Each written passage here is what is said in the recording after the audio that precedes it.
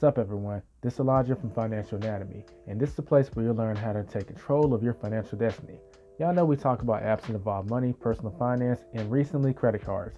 And we're going to be talking about the Revolut app and how you can withdraw money outside of your account. This is assuming that you already have money inside your Revolut bank account to start with. So if you have that taken care of, let's go ahead and open the app up. And you want to click on the payments button at the bottom of the screen. Once here, click on the plus icon at the top right hand corner. And in order to withdraw money, you'll need to select either a bank recipient or card recipient. Select a bank recipient if you want to transfer money to a bank account of yours. Select a card recipient if you want to transfer money instantly to a debit card. For this example, we'll be transferring money to a debit card, but keep in mind if you choose a bank recipient, the transfer will take 1 to 3 business days.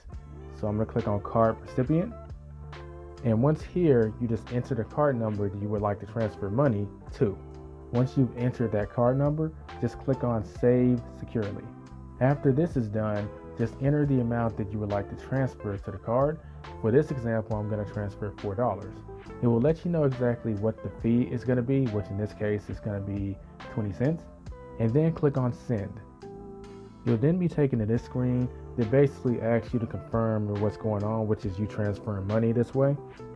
Click on send.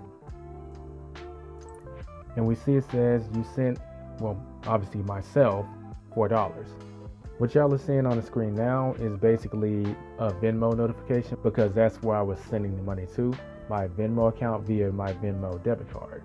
So we're going to back out of this. As y'all can see, the money has been withdrawn from my account.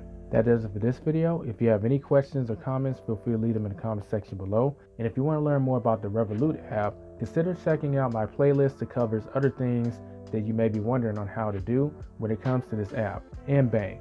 That's it for now. I will catch y'all later, and don't forget to get out there and take control of your financial destiny.